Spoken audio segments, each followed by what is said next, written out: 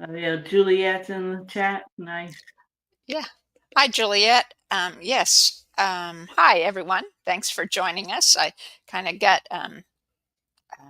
misfocused there and didn't see when it first turned live. So thank you all for being here. And my guest today is Julia Murphrey of Simplicity Revealed. And Julia, thank you so much for being with us today. Yeah, thank you for having me, Carla. Very nice Oh, to be here. yeah, it's great to meet up with you. We both of us being biofield tuners and things, it's really great. And I'm going to read just a little bit of your description here so that people can know more about you. Um, Julia lived with depression and addiction for over 5 decades. In 2017, she began doing emotional healing work, leading to her study and facilitate the arts of biofield tuning and Reiki. More recently, she added certifications in Mace Energy Method and Auricular Chromotherapy to her qualifications. Julia adheres to the premise that we are first and foremost spiritual beings, and in order to heal completely, we must acknowledge and work with our energetic aspects. For sure, absolutely. Julia loves helping others overcome their traumas, and there's biofield tuning and the Mace energy links below, and how you can contact her for her services and more information. So great. I was going to write down, I'd love to touch on that chromotherapy too at some point later, later in the podcast if we have time and stuff. I think that would be interesting. So, Julia, I would just like kind of start by asking you if you could tell your healing story, right? Whatever part of it or how much of it you'd like to tell, how you got into that, and then how it led you into biofield tuning and to the Mace Energy. Right. Yeah, like it said in the bio, I was in my mid 50s and I'd just been chronically depressed and self-medicating with pharmaceuticals and alcohol and just finally got sick and tired of waking up sick and tired and started coming across videos on the internet about emotional healing. And one of the videos, they interviewed Eileen Day McCusick, who's the Biofield Tuning founder or discoverer, however you want to look at that.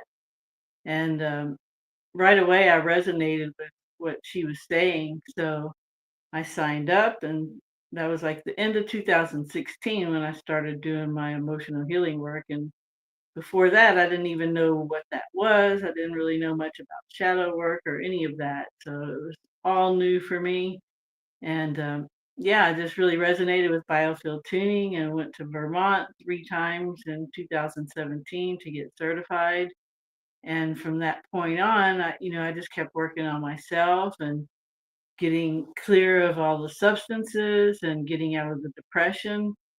And yeah, and here I am. And as I've gone on, of course, once you heal, you want to help other people heal because you know how it feels, especially for depression. So yeah, I've just been on that path as I got better and better. I just wanted to help more and more people.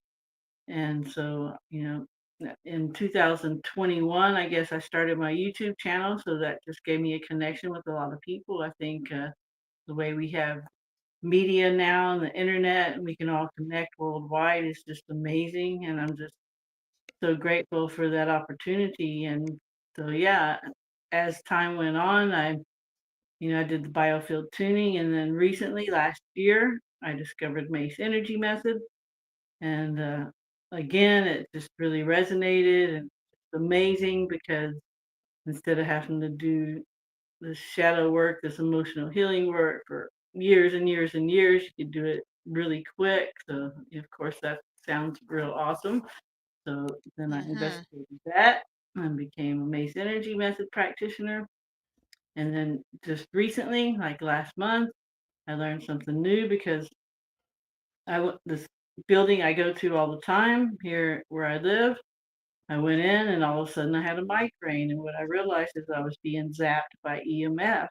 After Hmm. some uh, retrospection on what had happened, And then right at that same time, a couple of friends of mine were looking into remedies about how to, heal from that EMF hypersensitivity. And they told me about the auricular chromotherapy, which is kind of similar to Mace Energy Method, and we can talk more about that later. So again, I said, oh, that's another thing I could use in my tool belt. So, and it's Yeah. just, it's that time in our history of humanity where we need all these healing modalities that are focused on the energetic aspect. And that's why, they're being tapped into in the ether. I don't think anything is new under the sun. And I really feel like these modalities are being discovered rather than, just created, right now on the spot. And that's how John Mace looked at Mace Energy Method too. He felt like he discovered it rather than inventing it. Hmm. And I Yeah. think Eileen feels the same way about biofield tuning. Right. Yeah, I think so too. The EMFs is really becoming more and more problematic. I think, like, I have a lot of very sensitivities to it, and we hardwired the house, and I use obsidian crystals, wherever it might help. And I've got copper dowsing rings on all the electric panels and everything. And it's like, but I've recently started having like shorter dizzy spells. And it's like, I have no reason to feel why I might be doing that except for perhaps EMF increases or something. Right. And like you said, they're increasing all the time and it's invisible. Hmm. So, and that kind of goes in with what we do in our energy work because I know you do stuff with biofield tuning and the ancestral river, which is very interesting. But people always, the hardcore materialist, they always want this solid proof, but there's this effect with these EMFs that nobody sees, but there's definitely the effects there, and that's how it works in the whole energy universe. There's all kinds of effects going on with us, whether they're natural or man-made. So, it's nice that people are finally paying attention to that aspect more and more. I really feel like we're on the cusp of a paradigm shift, Hmm. in Oh, that respect. yeah, yeah, I totally agree. More and more people becoming aware of being energy beings and spirit beings because spirit and energy are pretty much interchangeable, right? And yeah, it's great. There is with that so many people increasing that mindset, and it just really raises the opportunities and um, possibilities, right? Of our not just our personal growth, but voltage for the universe, right? Yeah, for us. So I was wondering if you could. I I don't know hardly anything about Mace Energy except what I've read a few paragraphs on the site, and I've listened to you speak on your videos about it. So if you could give people an overview of it, I would really appreciate it. Right, yeah. John Mace was one of these guys. He died in his 90s a few years ago. He just always wanted to help other people, and he would learn all these modalities, and he would see that they helped, but nothing ever seemed to last. And then he was discussing some new methods that he'd learned with his longtime friend John Avery, who's still alive and works with Mace Energy Method consulting practitioners, and he's 94 now. Wow. So they were talking, and they were kind of running the process, and John Mace had his eyes closed, and all of a sudden he saw this image, and so that kind of prompted what is now the Mace Energy Method. And what John Mace, his model says is that we're not only body, mind, and spirit, we're body, mind, spirit, and identities. And we have to have these identities to do things for us because we, the energy being, we can't drive cars or even really navigate these avatars that we have while we're here in this realm. So we have to have these identities that allow us to do that. And so, of course, we create all these positive identities that allow us to operate in this material realm. But then when we're hit with trauma, because of our instinctual reactions, we create negative identities. And these negative identities, they just become the bane of our lives. They keep popping up and they keep leading to more and more upset. And it's kind of this phenomenal thing where you got the upset, then you got the negative identity, then it leads to more upsets, and then that leads to more negative identities, and it just goes and goes and goes. So what he's what he discovered and the Mace model says is that our mind is not what people tell us it is. Our mind only has one job, and that is to create a mental image of whatever we have our attention on. And John Mace would always give the example. I want you to say to yourself, don't think of an elephant, don't think of an elephant. And then what are you looking at? An elephant, because your mind isn't thinking. Your mind is just going to make a mental image of whatever you put your attention on. And so that's how Mace Energy works. You have someone come in and they think of an upsetting event, and the Mace Energy Method practitioner doesn't need to know any details about what happened because we don't bring whatever happened into the future with us. We only bring how it makes us feel. So we have a very short period of time where the person experiencing the Mace Energy Method session, feels that, thinks about that upset, goes to the very worst moment of that upset, and then gets a mental image by just really feeling the negative feelings that they had during that upset. And then once that image appears, it's made the intangible tangible. And it's also separate from the person having the Mace Energy Method experience. So now the image is separate from them so they can observe what it is. And the Mace Energy Method process, for whatever reason, these images just on their own, as the client's watching them with their eyes closed, will expand, and then they'll eventually shrink and disappear. And once they disappear, once the image is gone, the negative identity it represented is gone. And so then the Hmm. person just usually feels good right away after just that simple process. So that's kind of it in a nutshell. I probably left out some details, but does that make sense to you? Um,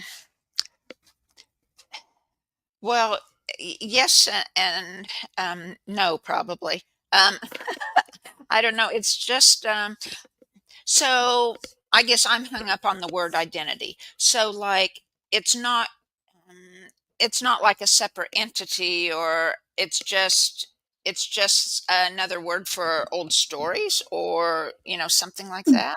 Well, like alter egos would be the best comparison. Okay.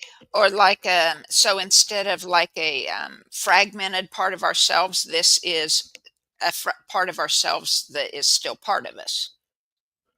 Right. Just like we have all these positive identities that allow us to do daily life, we create these negative ones that we created during trauma.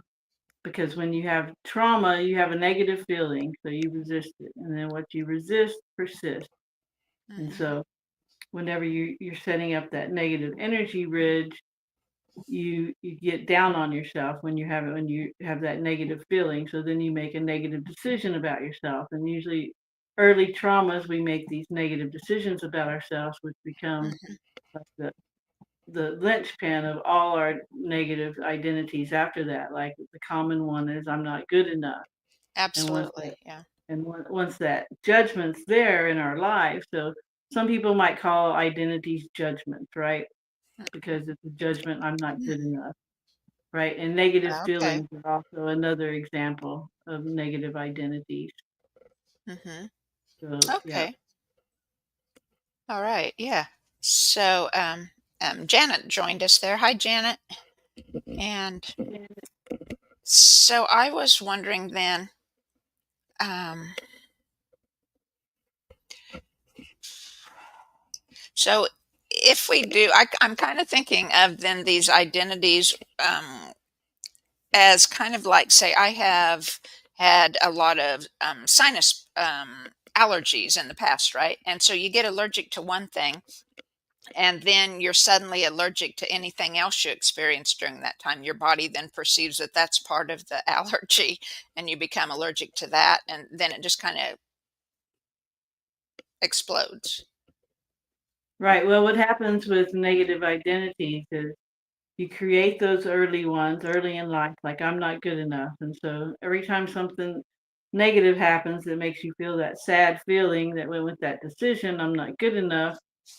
Well, it just reinforces that. And then other negative identities will pop up, like, oh, Mm, I'm so stupid and I don't never do anything right and things like that. So it just kind okay. of builds and it's like, just gets momentum and just keeps building and building and building. And once you get rid of that core identity, that what we call the ruin, which is the bane of your life, which is often the one I'm not good enough, then that Mhm. eliminates a lot of other negative identities that got built around that as time went on. So Okay. yeah, so you can end Okay. up getting relief from a whole lot of judgments when you get to that core judgment that was kind of the catalyst to build all the other judgments after that. Okay. Okay. I'm kind of getting at understanding a little bit more now. I don't know if you're familiar with Dr. Sue Morter. She wrote the Energy Code. She's a chiropractor that does energy healing things. And she has a method that you can go through using um, it's yoga positioning, but you can and muscle testing and find out what chakra it's at, what word or phrase you have that block for, as well as the emotion. It was it, right? And so I'm getting it. So these, because I did a lot of my healing through her in the first couple years of my healing journey. And so it's those words. These identities are associated then with these words or feelings, the emotions. Okay, that makes sense to Exactly. me now. Hmm. Okay, yeah, that Right. makes And sense. there are several modalities that kind of address this just from different angles, and that's auricular chromotherapy too. And that was why I found it really interesting because it's the same kind of situation where you think of an upsetting event and you close your eyes and you get a mental image that represents it. And then they just use certain acupuncture points on your ears and shine light on it, particular yellow for that, on your earlobe. They figure out which spot to do. And usually that makes the image change into something positive or go away, and it makes the feeling dissipate as well. So it's kind of a similar situation. And fortunately, I had a friend here, and we were doing the auricular chromotherapy for an upsetting event, and it worked on one. And so we went to another event, and the auricular chromotherapy didn't change anything for him with the image and the feeling. So then I went ahead and ran the Mace process where you just create the image, and then that was effective. So it's kind of nice to have all these different modalities, and I also do biofield tuning in combination with Mace Energy Method. When you hit the stuck energy spot, if the person gets an image, if they think of something Hmm. upsetting and get the image, then we can run the Mace Hmm. process rather than using the crystal in the field or the forts on the body. Right, And right. that's been Uh-huh. real effective too. So yeah, it's pretty Okay. cool. Yeah, yeah, well, very good. So with the MACE process, you're just sitting or lying down, right? Could you run us through like a simple session, or Mhm. tell us how Yeah, that works? it's usually over Zoom, and you're just talking. The person's usually sitting up. It's kind of better to sit up rather than lie down because you do need some alertness to it. And yeah, we just kind of go over the basics and then have the person close their eyes whenever we're doing any of the processes. And the first thing we do is we address an upset that came up during the session because that's really where we work with the spiritual energy aspect. But because whatever upset comes up during the process while we're doing it, that's the one that's going to have the two most negative elements in their life. And so Hmm. We get them to go to that worst moment and tell us how they feel and tell us what negative decision they made about themselves. And then once we mm, do those two things, then we get them to close their eyes again and we get them to, so say the decision is I'm not good enough. So we tell them, so I want you to think what I'm not good enough means to you, and you change as a person when you think that, right? So we really get them to feel into that whole notion of I'm not good enough until they see an image. And then once they see an image, they just observe it. And that's sometimes where people have difficulty doing the process because they want to control the image, but mm, you don't need to control it. You just observe the image because it's just representing that negative identity, and it's exhibiting that it's separate from you because you're the observer of it. So it can't be you because you're the one observing it. And so you just watch the image, and the image on its own will expand and then contract and disappear. And once the image mm, disappears, once the image is gone, then the negative identity it represents is gone. And mm. usually the person feels better right away, immediately after that process. Yeah. And then you do the same thing with the negative feeling that they had, say it was being sad, and you run that process with that. And then we go into relationships, and we do a lot of processes with relationships, and then we do a life scan, and then we let them address anything they might feel guilty about. And then we can also address health issues and phobias and addictions, compulsive behavior. So it's really a powerful process that can cover the whole realm of Mm. situations that humans have to deal with that aren't fun. Right. So, like, how how long would be a session, or can you do multiple of these, if you call them releases or restorations, um, in a row, or is that overwhelming for a person and it's just like it takes long enough that you just do one at a time, or how does that work? Yeah, we end up eliminating a lot of negative identities within usually about a 2-hour process, give or take. Some people take less time, some people take more time for the initial or foundation session, and then a week later we meet, and we just do a follow up. We check everything we did last time, see if anything got triggered over the week, and Hmm. address all that. And yeah, so it's pretty intense. The initial session, which is usually, like I said, about 2 hours. So yeah, we take care of that ruin, then we go into relationship repair, and then we cover other aspects. There might be some particular issues that the person has that we can handle that too. So yeah, it's Hmm. very thorough. For most people, just that one session is sufficient, maybe, more than the one follow-up, because you never really have a whole another 2-hour session typically. But yeah, and then usually the one session is enough for most people, or maybe a couple extra follow-ups other than just the one a week later. Hmm. Wow. Wow. So, um, so like if you're talking about the, say, like the ruin of, not being good enough. So, um, once it's released or removed or whatever, disappears in during the session, that person won't feel that again. Exactly. Like that's one of the things we ask during the session. I want you to tell me I'm not good enough and really mean it. And the person can't do it. Huh. So, and then the thing is, once you know about it, you won't create it again because, the law of the universe is for us to survive, just like we wouldn't put our hand in a pot of hot boiling water. Well, we Hmm. would never create a negative identity or a negative feeling knowingly. So once we know about it, we'll never create it again. So it's gone, it's history.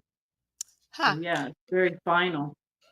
So, like, compare this to biofield work. Say, like,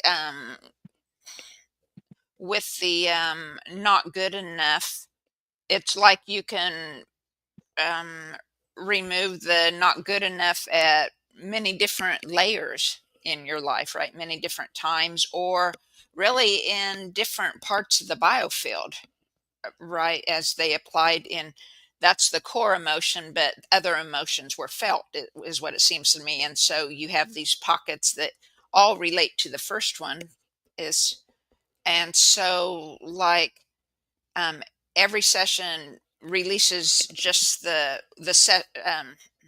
pockets of stuck energy are that the fork encounters or that are ready to release. So, but it I don't think it releases like everything everywhere in your biofield, right? Having to do with not enough. That's what it seems to me. Uh, Right. whereas Mace, it would release everything pertaining to that. Yes. Yes, exactly.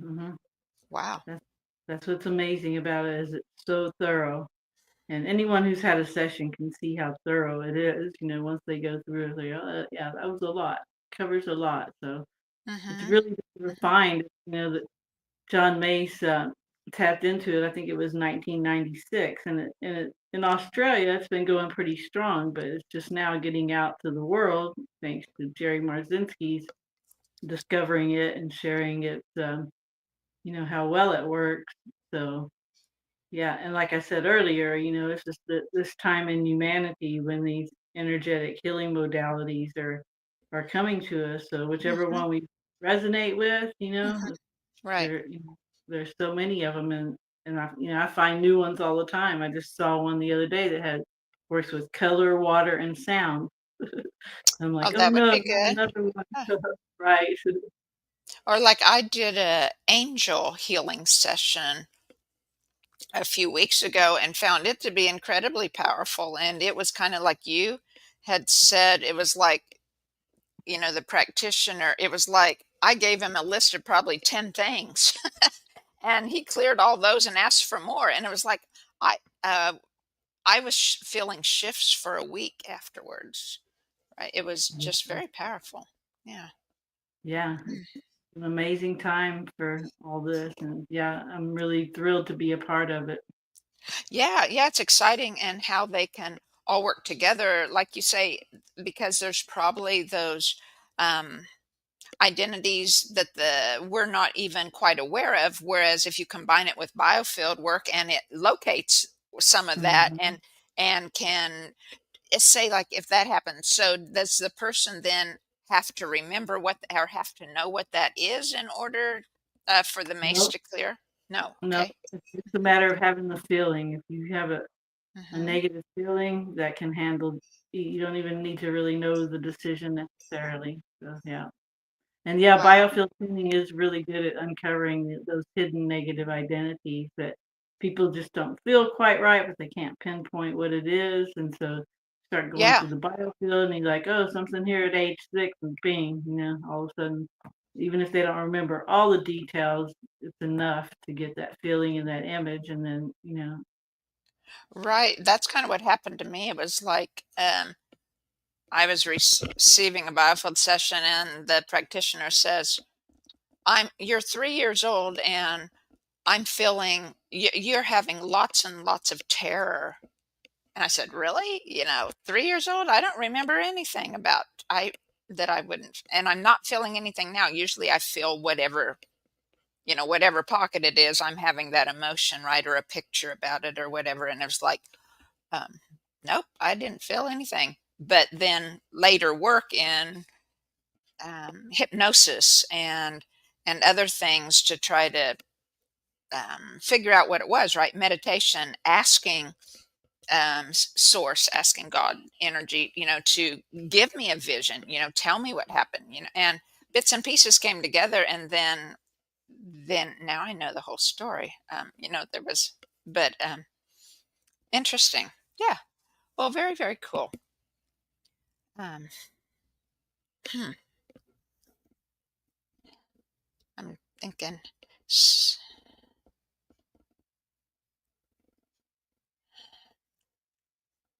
So I was wondering then, can this do it? The mace also clear like the negative energy attachments and energies that in biofield work we find those in our fields attached at times and everything. Does Mace work with those two, or is it more just the identities that happen because of just our life, not with the separate attachments or energies? Right. Yeah, Jerry Marzinsky, his whole thing was he says that people that have schizophrenic symptoms, that those aren't hallucinations, that they're entities, right? Right. And Mace Yes. Energy Method has actually helped some of his more, clients that have more mild symptoms. He says if they're too far gone, they can't focus enough for the Mace Energy Method process to work. But so yeah, that in my opinion, I think that all these healing modalities, they help you optimize your frequency. And Hmm. once you have an Hmm. optimal frequency, these negative entities, these negative attachments, whatever you want to call them, they can't hang out with you, and they can't get into you. They can't get on you because it's a frequency thing, right? Right. And Yeah. that's why Hmm. certain substances will open portals. And of course, if you're very fearful, I had issues with I felt like were entities when I was heavy into drugs and alcohol. And I definitely think that was related because of the frequency thing, how my vibration was. So I think that's how Mace Energy Method helps these schizophrenics too. If it is indeed entities that are giving them these, telling them these things in their head, because it helps optimize their frequency and helps them get rid of those negative judgments they've been holding. And so they Hmm. feel better about themselves. And, once it just all, leads to having, better vibration. Oh, totally. Yeah, totally. Hey, we have some questions in the chat for you, Juliet. One is, what is your greatest challenge in your work? Um, I don't really see it as too challenging. Every person you work with is a little different, but yeah, it's Okay. fun. Yeah. It's a discovery. It's a learning experience. So yeah, I don't really see anything too challenging. Yeah, everything's a learning experience, isn't it? For sure. The And I guess the challenge would be with some people that don't quite get the results they want as quick as they want. mm, It's kind of, but you just hold space and you keep that intention. I really feel like intention is the number one component with anything. If you have the intention you want to heal, it will manifest. mhm. Yeah, yeah. And um I guess too you can see it as just part of our soul contract, part of this life experience that we agreed to, not just what we experience, but perhaps the path or the process that we're going to take to work through it and learn, right? Um, Right. so one question is, can you expand on relationship repair? Yeah, well, we go through and we ask some very specific targeted questions about relationships that have affected you in the past negatively, and we address relationships with people, relationships with organizations, relationships with anything. And if there was any kind of negative relationship, say with an angry person or a narcissist, then we just go through that whole process that I talked about earlier, where you just really drop into how you feel when you're around that type of person till you get an image, and then we just create it. And so it allows you to respond instead of react, just, automatically react to people. And it gives you the whole process of Mace Energy Method just helps you get this extra aspect of self-awareness, and so you see things from the bigger picture. And I don't know, you kind of lose that charge that you had with these people you've had that brought up negative feelings, because you had to deal with them. And yeah, you have more empathy for them, and you're just less reactive to them. And it's just through the process, the way the questions are put out, and just handling the negative identity and just creating it. Interesting. Um, does does that work with relationships then, or Mace energy in general, then apply to, say, past lives or the ancestral things we carry in us too? Or does it need to be something that we directly experienced? I think it can address that too, and I believe there's some advanced training you can get where it kind of goes into that, but I haven't really looked into that too much yet. But Hmm. yeah, because of course that's going to come up now too, right? As you Hmm. probably know. So, and it's kind of the chicken and the egg thing. It doesn't matter what came first. You can't have one without the other. So yeah, I mean, you could be having upsets that came with you into this life because it doesn't really matter when the upset happened. It's just if you still have that feeling, you have that negative energy ridge there, then Hmm. something that needs to be discreated. Hmm. Yeah, I like that word, discreate. Right. Yeah. The another Deleting. question. The what? Sorry. Deleting. Yeah, Deleting. deleting. Yes. Yeah. Absolutely. I like to use the word restoration, restoring our original divine flow. Right. Um, so after sessions, this is a question from the chat. After sessions with your clients, do you experience any shifts in your own life? Yeah, it's usually really a good experience. You get that residual just like with biofield tuning, right? Hmm. Every time you give a tuning, you feel the good effects of it too. So yeah, I think Right. that's with all energy work, right? Because it's kind of a give and take. It's like magnetism. It just feeds on itself. Yeah, So your it's really. energies are overlapping, with the other person. I mean, Mhm, physiologically and by intention too, of course. mhm, So, right. yeah, beautiful. And can you talk about tuning children? Is a question. Tuning Um, or and as well as Mace. Have you worked Mace with children also then? However you want to address those questions. I haven't personally done either. The youngest person I tuned was 17. You might have tuned some younger than that. I've But tuned babies, yeah. Um, cool. Yeah, I've done animals. mhm. But Mace Energy Method, yeah, you can use it with children, which is great because if they're having nightmares or they're just upset or something, they have a bully at school or whatever it is, you can just run that process. Of course, it's not a 2-hour situation with them. It depends on their age, and if they're really young, of course, the parent needs to be there and always get the parental consent. But yeah, John Avery, came on that because he was working with some teachers that worked at the Steiner schools, and they really loved the process on them. And they had a problem child and said, "Hey, can you try it on our student?" And of course, it worked great. He ended up going from being the worst behaved kid to the best behaved kid. And Hmm. so, yeah, Wow. Mace Energy Method is very effective for children. And I've Uh, had friends that have had the session and just had children that they cared for or whatever, and the kid was upset, and so they would run the process with them and got benefits from it. So oh, yeah. beautiful. Yeah. Mhm. Yeah. I love tuning babies. It's like you just entered the field and it's so pure and sweet and oh, Right. it's yeah, there's not quite another feeling like it. That pureness that we lose as we grow because our biofield then becomes all patterned with all these identities, right? Or all these stuck energies around. Mhm. Um, beautiful.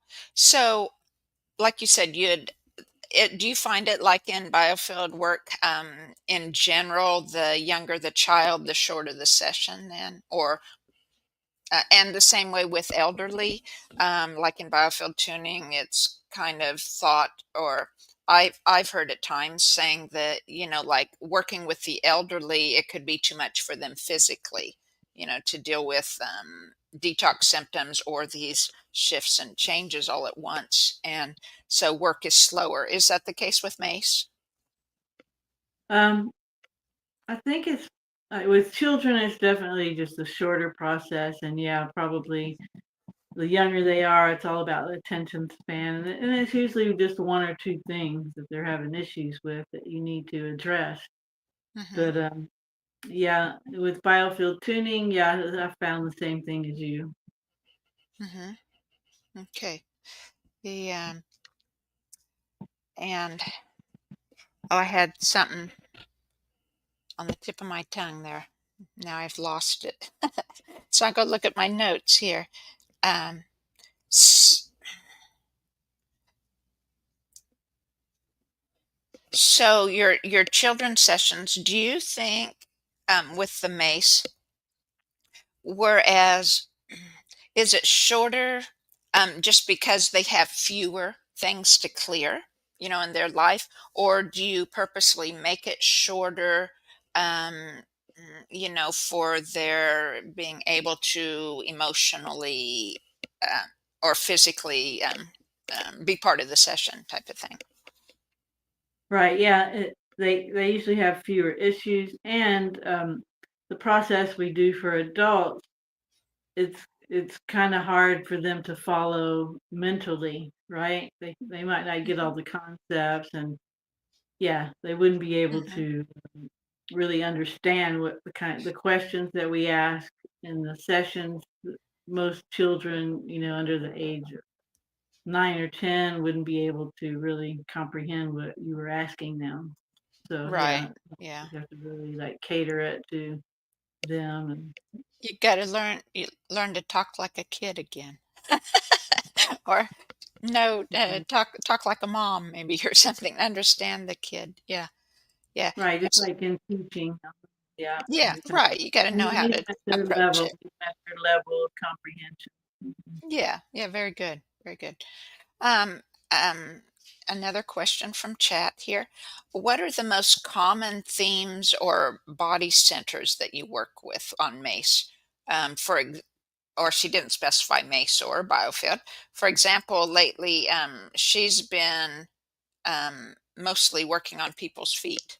Um, I find, I if you don't mind, it brings up a this is a good question. I've found it in mine, and I think it works in different ways. I find that under certain star transits, right, under certain zodiac signs, I'm working on similar things. Like for a while, I'm working in the heart with everybody, and then the next, and you go into everyone open minded, right, with the pendulum, or and just guided by spirit where you're going to work, and it's like everybody's working on the heart, or you know whatever it is. And the other thing that I've found that I'm kind of ex- experimenting with a little bit as far as timing is, it seems to me sometimes I regularly I tune a mother and a child, and it's like if I tune the child separately, I um, would get whatever I would get. But a lot of times, if I tune the child after I tune the mother, like within a day, right? Or just a few hours to a day after I tune the mother, I end up working predominantly on the same things I work on the mother. And so it seems to me like if it's after the mother, things have already been cleared perhaps, or you're integrating those changes from the mother down to the next generation. Um, Whereas if you're working just in the child itself, then you get something particular for her there. Have you found that? Or however you want to answer the questions with um, what common themes and where you most usually work. Right, I've never had that opportunity like you did, but that's very interesting. And plus, there's that whole telepathic connection that a Hmm. mother and child have, and of course, we all have it with each other. We just don't really pay attention. So yeah, that's pretty cool. I think I noticed mostly with biofield tuning that it's usually around majority heart, heart. Yeah, It's a lot of hard work. It really is. I think so much. I think probably because a lot of all those identities that we have, right, are turn into different aspects of lack of self-love, right? So that way you're not Mhm. giving yourself love or receiving it from yourself. Right, right, and you That's have my that. perspective on it. Yeah, I think so, and you have that sadness. Yeah, I have the sadness. And I guess one thing that now is it, I'd like to compare this, if you would, biofield tuning with Mace, in that, um, say, like talking about the heart is a real good example.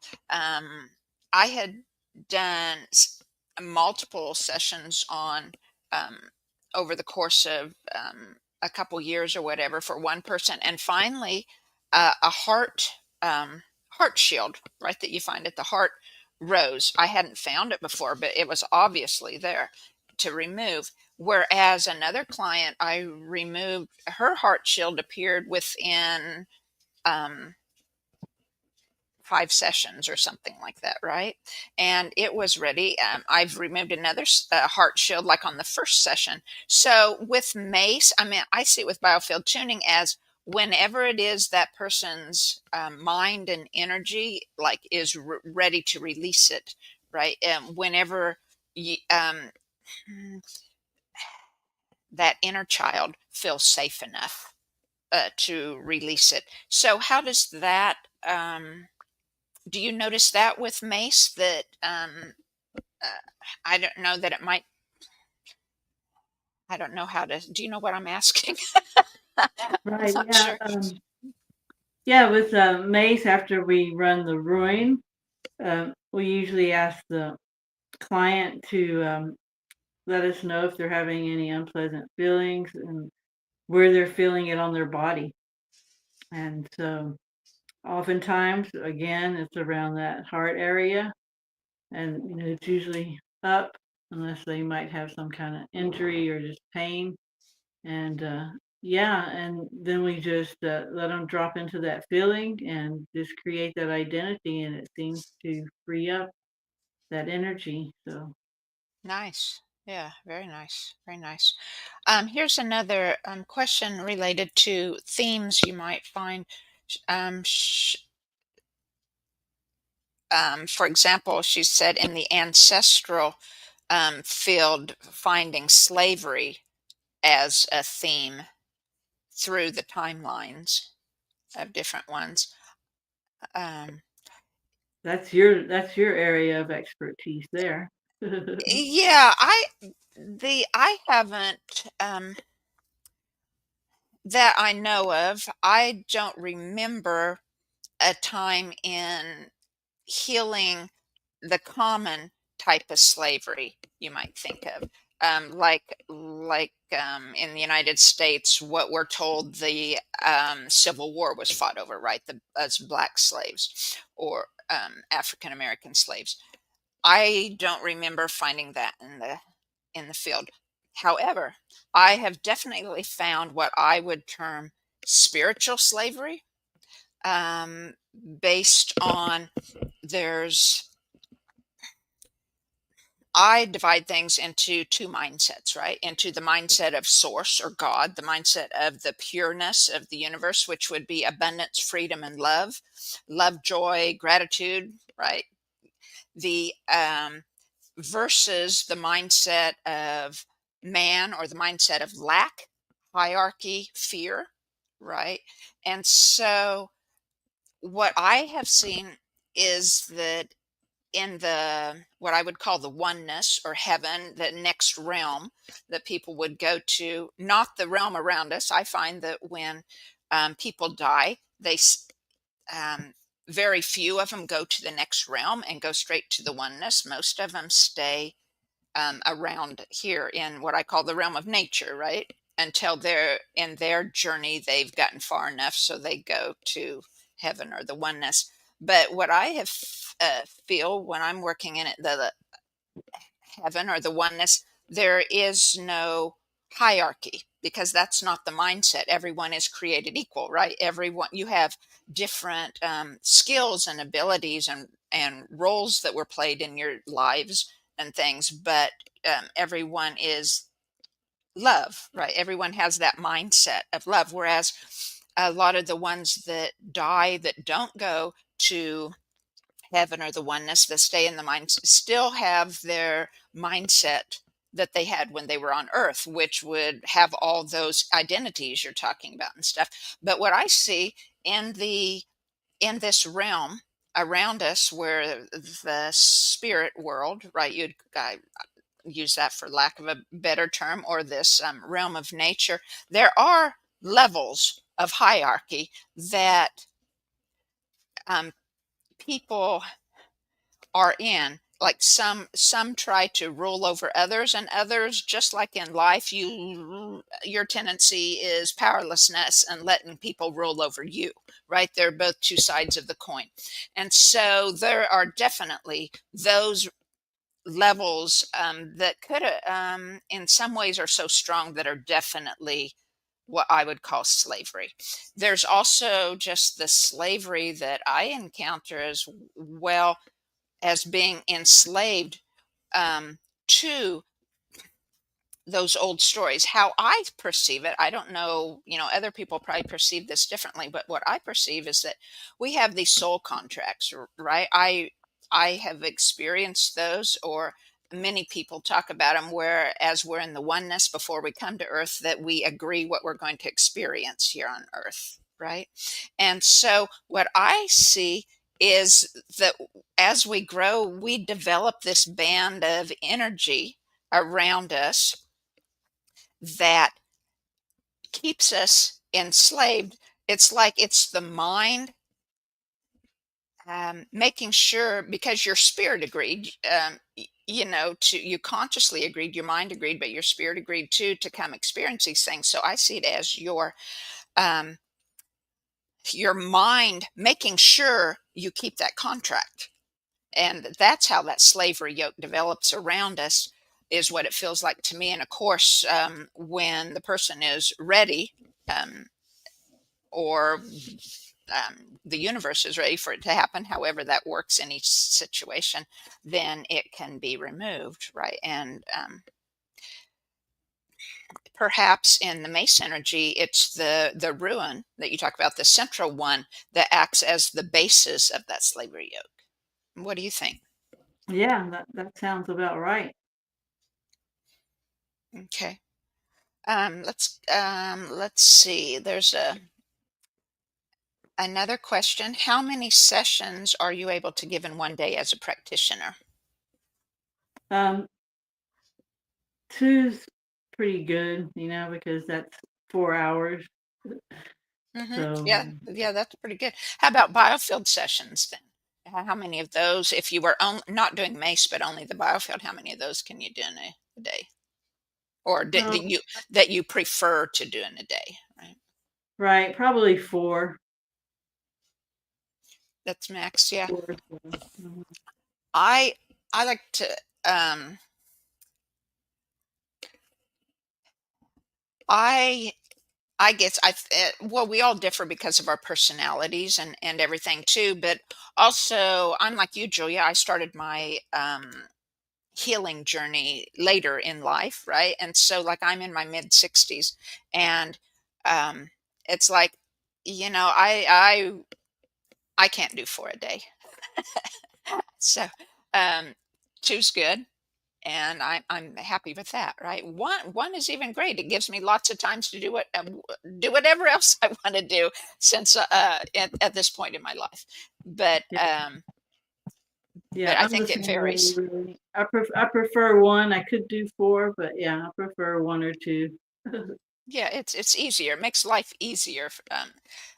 Definitely. Now, I know, I've heard Eileen speak, or maybe I read in her books or something, where she used to do many a day, right? 10 a day, or 8 a day, or whatever it was. And it's like, Mm, I can't imagine staying right, balanced energetically or emotionally mm, during that time. But many people can, I'm sure.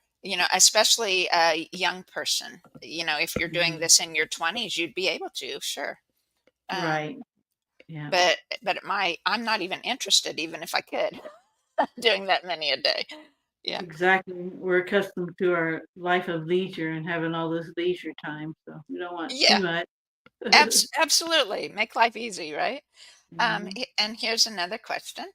Um, she wanted to clarify something. In the mother's field, she found a kind of barbaric European enslavement. And in the daughter's field, something that felt like Babylonian captivity. Well, it would be my thought right off that it could be a number of things, right? You could have a feeling that they experienced that made them feel like, and you're feeling like that because of how you have heard or perceived as that being. No, so like you have it in your mind, so spirit brings it to you as that so you can understand what it is that's trying to clear. However, it very well could be from a past life or ancestral field too that was contained from. That's my thought. What do you think, Julia?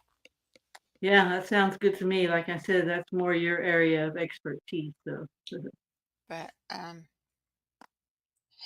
but I think, well, everybody, what I love about all the energy work, and of course, I haven't experienced a Mace session yet, and but what I love about biofield tuning, and I'm sure many, many other modalities are the same way, is that we can only see life and we can only see what's happening in the biofield according to our own perceptions, our own identities, right? That have done, um, been built within us, right? And so, but what I totally love is that spirit takes whatever all I bring to the table, or whatever you bring to the table, whatever each of us bring to the table, and they use that for the highest good of whatever needs to clear. And it's just lovely. It shows the lack of the hierarchy, of that right. lack of that mindset. It shows that abundance and freedom mindset of that I am presence, that we all are meant to live in. Yeah, Um, yeah. yeah. And another question here, and I noticed when she's, because this is another tuner, right? A biofield tuner, and I believe, could you tell us in the chat, like approximate, I don't know, length of time you've been in the field, just so we get an idea of that might help in some answer we might give you, how long you've been doing tuning. She says, I notice when I am giving biofield sessions, sometimes I get overwhelmed by emotions. What is your experience in that matter? Oh, I do at times, definitely.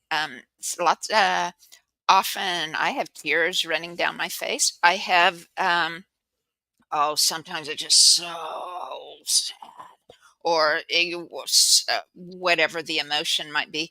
I felt something in one session last week or whatever, and it was like that intenseness that I felt. And again, it was at the heart chakra, and it was a child, and it was so intense. I had never felt that intenseness and quite that vibration before. Yeah, I mean, it was a slightly different aspect of vibration, or slightly different emotion than I had felt, and it was like I was just totally, it's kind of like my mind went blank just for a moment because it was so big, and then it was like I just call on spirit. I said, to take my mind to where I can be to do this, right, to process everything and keep working to process this for the my client. And so right away it's like I get this picture of I'm standing under a waterfall, and this water is just pouring all over me, and it's like it drains all that emotion from my mind and from my heart, and I keep tuning, right, and it can clear. So um that's one of the most deepest ones. But have you had experiences with the feeling overwhelmed at times, Julia? Um, usually I'll set the intention for that not to happen. before tuning and just the whole Mhm. hollow bone meditation thing, so you Right. don't Mhm. absorb any of the negative energy. So I haven't had it too much, and if I do, once you clear it in the field, it usually releases. Yeah, yeah, definitely. And think I think it depends on the person, right? Like I don't really call myself empathic, I guess, feeling a lot of other people's emotions, but I am very, very sensitive to energy, to emotions of different kinds. And so um, I think I might have more trouble just in general than someone that as a whole wasn't easily feeling the high energy or high emotions all the time. Don't you think so? Yeah, definitely. And but it's helped me to sometimes before a session to hold it in, ask spirit to say, where shall I put my mind today during the session, um, like as I work, so that it relieves those, right? And sometimes I'll get this picture of walking through a field of flowers, or walking barefoot through a forest, or and it's just a mental picture that I can hang on to, with a small portion of my mind, right? As I work in spirit, it just helps keep that hollow bone feel that Mhm.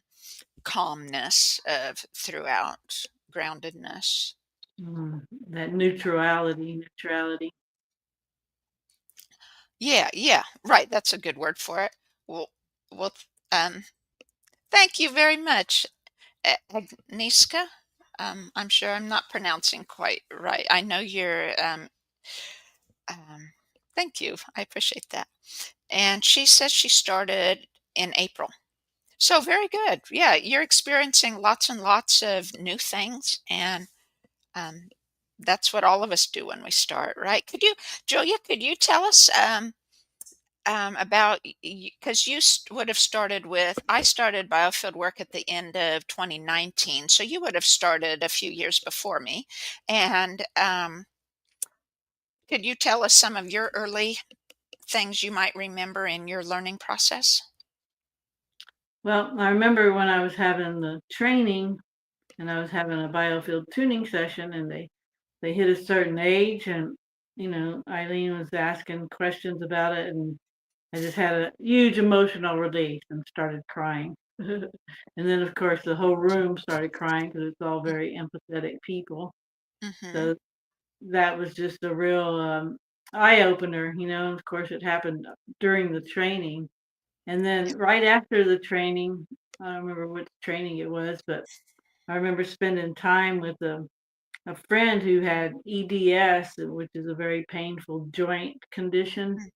And we went on a river trip, riding the river. I had my kayak. And then after that river trip, I like absorbed all her symptoms. And I was like, Oh, wow. could barely get around for, a few days. So I really got a taste of how powerful energies can be and how you really have to, again, make sure you're at that optimal frequency so other people's and just other negative energies out in the ether don't affect you. Hmm.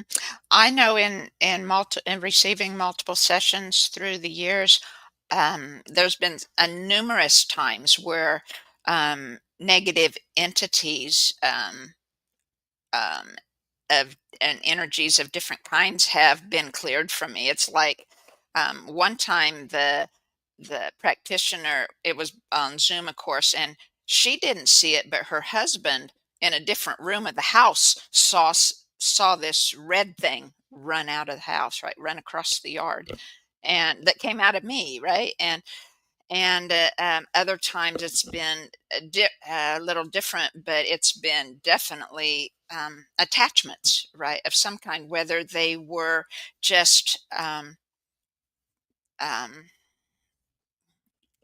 you know negative energies of some kind attached, or whether it was um, I don't know. How do you explain things that you really can't see and that you don't know how they get there necessarily, right?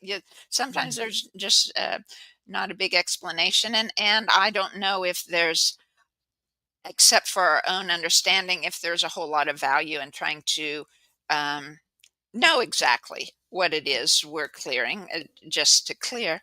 But I know the negative energies are really real. Like I have a positive ley line vortex in my house, and that's what I use to transition ancestors into the next realm, into the oneness.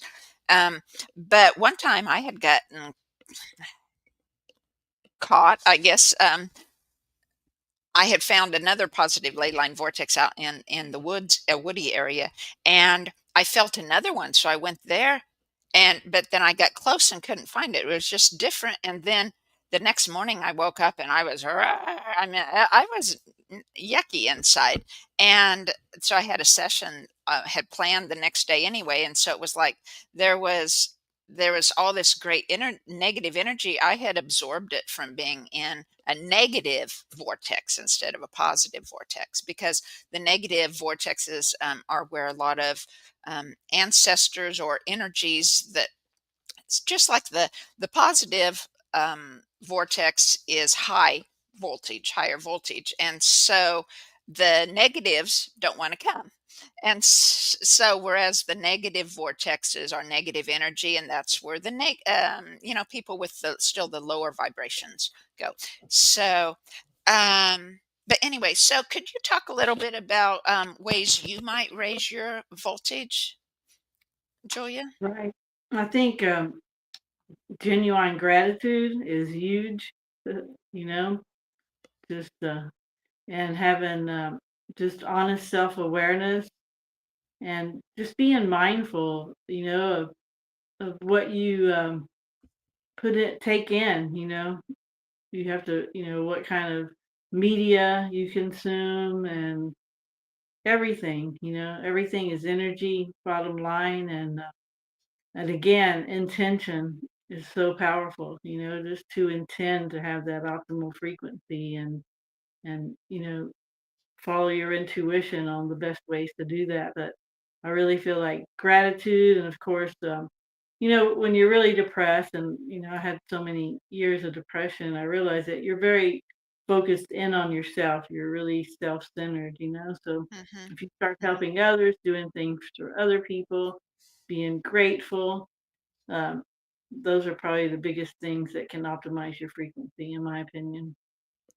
Yeah, it reminded me of, I was married to a drug addict and alcoholic for quite a while, and it was, um, so after we had, at different times, I was involved with Al-Anon then, and one of the beautiful sayings I learned from AA and Al-Anon was, put something beside your problem at your center, which is just what you were saying, right? But in a different phrase. Put your mind on something else. Focus on something good. Yeah, on being present. That's a big thing. Just being present. Yeah. Right. Yeah, and focusing on the good, and one of my friends, Joanna, she was like, whenever she would get worried, she would take that and turn it to excitement, because it's basically the same vibration, it's just different poles of it. And so, yeah, there's just little tricks that we can do, things like that, because why worry about things? How's that going to help? Whatever you put your attention on, that's what your intention is, and that's likely what will manifest. It's a big feedback loop, and it all ties back into your vibration and your frequency. So, yeah, Hmm. to have that optimistic outlook, to focus on the good and how you want things to be, rather than worry about how bad they can be. That's a big one. Yeah. Yeah. One thing I'm doing, learning now, just like you've been learning other things, I'm learning feng shui, because I didn't realize it's another healing. This one, the basis of this feng shui school is based on the ancient Eastern healing, right? And so everything there is healing the energy in your house, basically, to support you so that you're happier, so your vibration is higher, so that your life is good, right? Your life is easier, and then your inner healing comes easier because you're happy and in a good place and supported. And so that's what I'm learning. So there's that. There's the food we eat, right? Being conscious of eating wholesome foods, right? Whole foods. And I saw this posted on the Biofield Tuning page a few days ago, and it was it was a list of different fabrics and the vibrations that they had, Mhm. and it was like linen was the very highest. It was like 4,000, or it was something like that, in the low thousands area, something like that. Whereas um, polypro Polyester. polyester, polypropylene was like 50, right? And so that's just surprised me. I thought, well, no wonder I love linen, right? No wonder I like wearing Mhm. that, or wearing pure cotton, or Mhm. organic cotton or things. Yeah, it's just going to Right. have a Mhm. higher vibration. So Yeah. awesome. So before we close here, Julia, is there a final thought you want to leave with people, or something that you'd like to explore in the conversation? No, I think we covered quite a bit, but yeah, it's the number one component, like I said before, is intention. Like Ralph Waldo Emerson famously wrote, once you make a decision, the universe conspires to make it happen. And Yeah. we're very powerful creator beings. We are the cause, we're not the effect. And sometimes that's a scary notion to consider, but when you think it through, it's just amazing how much we really do have ability to manifest the life that we want. And yeah, it's just amazing time to be here now. And I think humanity's at the cusp of a paradigm shift. And yeah, just thrilled to be here and happy Yeah. that everybody that watches this has had that opportunity. So yeah, just thank you everyone. Yeah. Thank you, Julia. That was an awesome way to end. And thank you everyone for watching so much. And remember again, Julia, how about you say it verbally? It's also below in the links, how to get hold of you. Yeah, Simplicity Revealed YouTube channel, and that's who I'm on Facebook too. And if you want to see my bios on Biofield Tuning, just look under Portugal under practitioners. And then the Causism Institute website, which is Mace Energy Method, same thing. If you look under Portugal, you can find my bio and some testimonials. And I do work with any budget, so I don't turn anyone away. If somebody really wants to get help and they can't afford it, I'm still willing to help them. So, yep, just happy to be here to help whoever needs it. Um, that's awesome. And I don't know, you don't have to answer this if you don't want to, but I know you were born and raised in the United States. What brought you to Portugal? Yeah, my parents were actually immigrants from Czechoslovakia, so I'm a Oh, Czech. okay. Okay. I grew up Hmm. in Texas, but what brought me here, and I lived in Prague for a while back in the early 2000s. Yeah, but a friend from high school had been in Spain for 30 years, and she invited me to come live on some property that they had.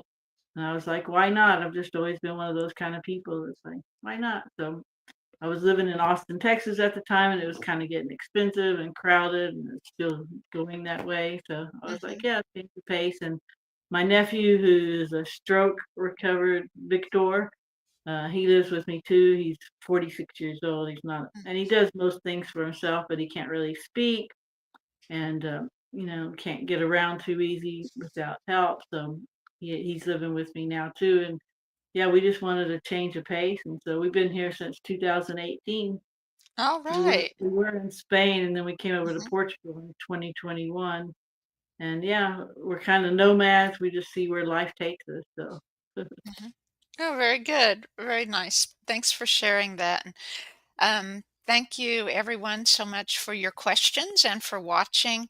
And please reach out there to Julia. And here, one in the chat, Sarah, she's from Poland. She says, hello. great to meet a fellow tuner from Europe, and Mm, gratitude then for the podcast today. So, again, thank you very much, and thank you, Julia. And we all will thank talk you to so you much. later. All Bye right. bye. Thank you, everyone.